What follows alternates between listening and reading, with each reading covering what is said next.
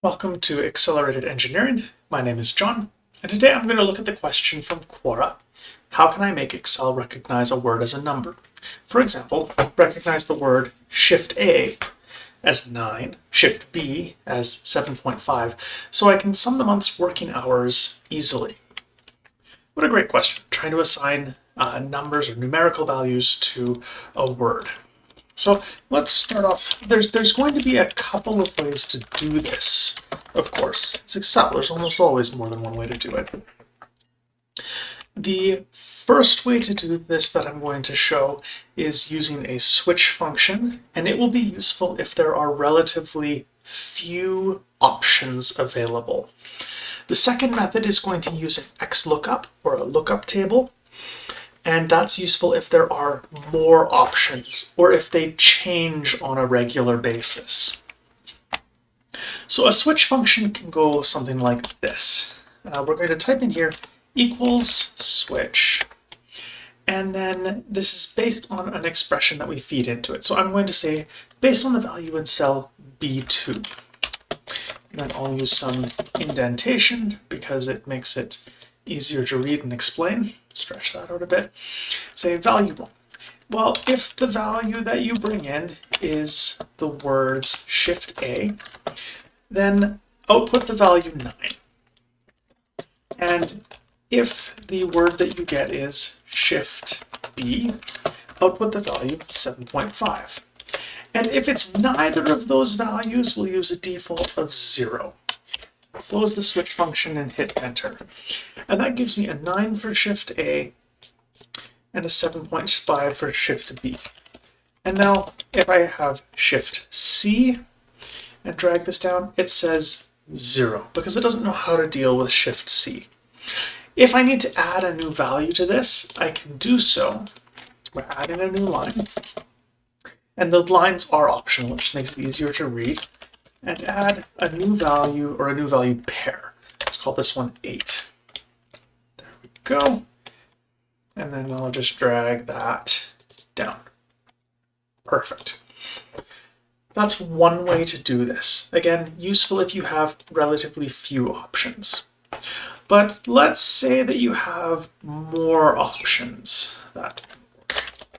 Let's say that instead of just having 3 options, there were more like, well, we'll go with this one, 6 or 7. I'm going to just take this, tuck it over here, in case I need it later. 6 or 7 options, and maybe you change them sometimes. Like, for example, if we say that this is a reference table, and over here is our data. We have Shift A, Shift B, Shift A, Shift B, etc. And we have values that we want to change. So Shift A is 9 hours, Shift B is 7.5, Shift C is 8, and all of these other ones are some other small amount of hours. It doesn't really matter. Well, the way that I would do this then is using an XLOOKUP. And the way that an XLOOKUP would work is we would say equals XLOOKUP. It says look for a lookup value. I'll take this value here is what I need to look up. My lookup array, my source, is going to be my reference table. And that can be on a different sheet. My return array is going to be the list of values. If you don't find the value, let's go with the add a 0. We're going to say that we need to find an exact match for this, although it's optional.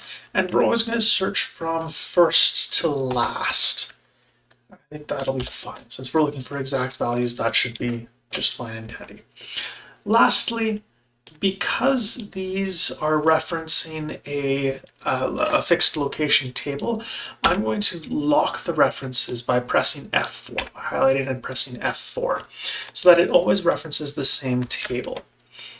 Now when I take this formula and drag it down to autofill, it will always come up with the right value. The benefit to this is that now when I get, oops, that didn't work. Now if I get other values added in, I can just add to this table. Now we can actually do this even better. Remove this merge and say the shift and the hours. We can do this even better by actually making this into a proper table with headers, with the shift and the hours. And now instead of using these locked references, or these absolute references, what I can do instead is select the column of the table.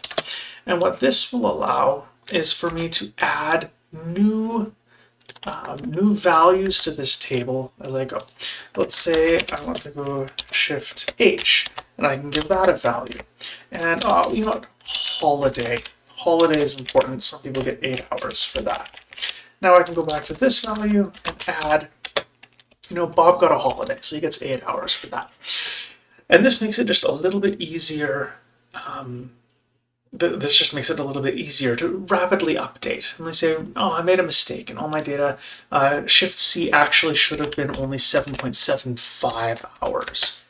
I didn't reference Shift C anywhere. Let's say Shift A is actually 8.75 hours. And everywhere where that is now automatically updates because I used an X lookup.